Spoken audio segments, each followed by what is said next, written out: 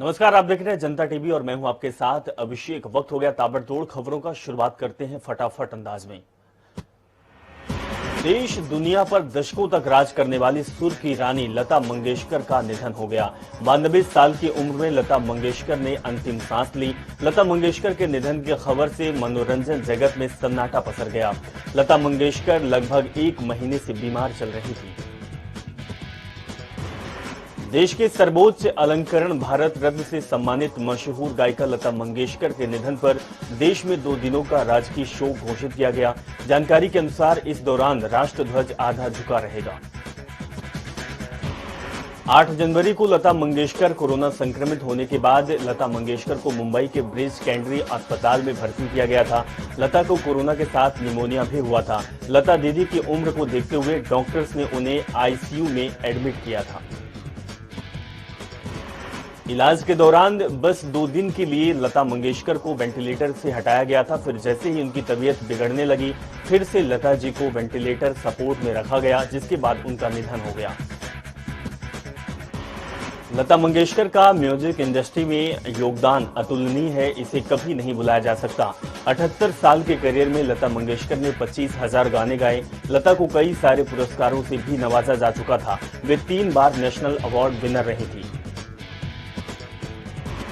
लता मंगेशकर को दादा साहेब फाल्के अवार्ड और भारत रत्न से भी नवाजा गया था।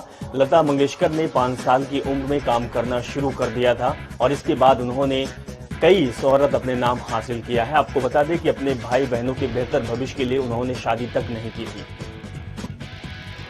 प्रधानमंत्री मोदी ने लता के साथ कई तस्वीरें ट्वीट कर उन्हें श्रद्धांजलि दी और कहा कि दयालु और सबका ध्यान रखने वाली लता दीदी हमें छोड़ गई हैं। वे हमारे देश में ऐसी शून्यता छोड़ गई है जो कभी भर नहीं सकेगी।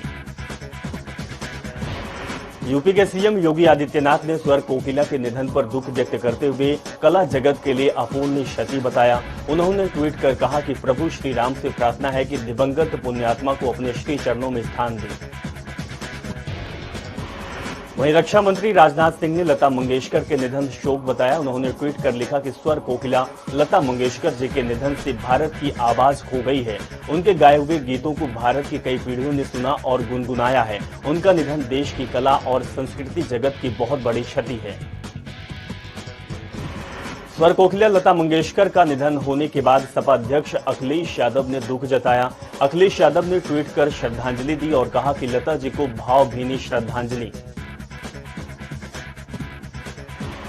बहुजन समाज पार्टी की मुखिया और यूपी की पूर्व सीएम मायावती ने भी ट्वीट कर दुख जताया है और लिखा है कि अपनी सुरीली और मनमोहक आवाज से लोगों के दिल दिमाग पर कई दशकों तक राज करने वाली लता मंगेशकर के आज निधन की खबर अति दुखद है। गीत संगीत जगत को अपूर्णीय क्षति हुई है।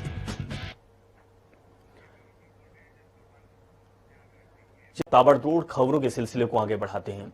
उत्तर प्रदेश विधानसभा चुनावों के लिए प्रधानमंत्री मोदी 7 फरवरी को बिजनौर में रैली करेंगे। रैली का प्रसारण बिजनौर से किया जाएगा, जहां सेकंड फेज के 3 जिलों की 21 विधानसभा का चुनाव होना है। मोदी बिजनौर विधानसभा के धर्ममान डिग्री कॉलेज में कोविड प्रोटोकॉल का पालन करते हुए प्रत्यक्ष रूप से आयोजित सभा को संबोधित करेंगे, जिसका वर्चुअल प्रसारण बीजेपी के सभी सोशल मीडिया हैंडल्स से किया जाएगा। बिजनौर नगर मंडल में होने वाली वर्चुअल रैली में बिजनौर जिले की बिजनौर विधानसभा के अन्य मंडलों और नजीबाबाद, नगीना, बढ़ापुर, धामपुर, हटकोर और चांदपुर और नूरपुर विधानसभा में वर्चुअल प्रसारण की व्यवस्था की गई है।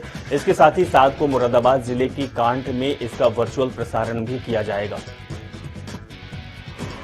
भारत रत्न लता मंगेशकर के निधन पर 2 दिन के राष्ट्रीय शोक घोषित होने के कारण भारतीय जनता पार्टी ने उत्तर प्रदेश विधानसभा चुनाव के लिए आज लोक कल्याण संकल्प पत्र घोषित करने का कार्यक्रम स्थगित कर दिया है।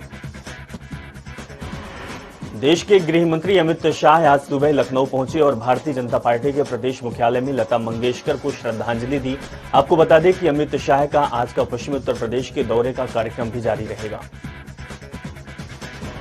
कार्यक्रम स्थगित होने के बाद अमित शाह के साथ मुख्यमंत्री योगी आदित्यनाथ, उप मुख्यमंत्री केशव प्रसाद मौर्य और भाजपा प्रदेश अध्यक्ष स्वतंत्र देव सिंह ने 2 मिनट का मौन धारण कर लता जी को श्रद्धांजलि दी है। भाजपा उत्तर प्रदेश के अध्यक्ष स्वतंत्र देव सिंह ने कहा है कि बीजेपी अब लोक कल्याण संकल्प पत्र जारी करके कार्यक्रम दोबारा तय करेगी। उन्होंने बताया कि पार्टी के अन्य कार्यक्रम यथावत जारी रहेंगे। आज बीजेपी अपना घोषणा पत्र जारी करने वाली थी, लेकिन लता मंगेशकर के निधन के कारण घोषणा पत्र स्थगित कर दिया गया। वहीं कांग्रेस प्रवक्ता अंशु अवस्थी ने बीजेपी पर हमला बोलते हुए कहा कि बीजेपी का संकल्प पत्र सिर्फ जुमला पत्र होता है। साल 2017 में लाए संकल्प पत्र की जुमला साबित हुआ है। जनता अब बीजेपी पर भरोसा नहीं करेगी।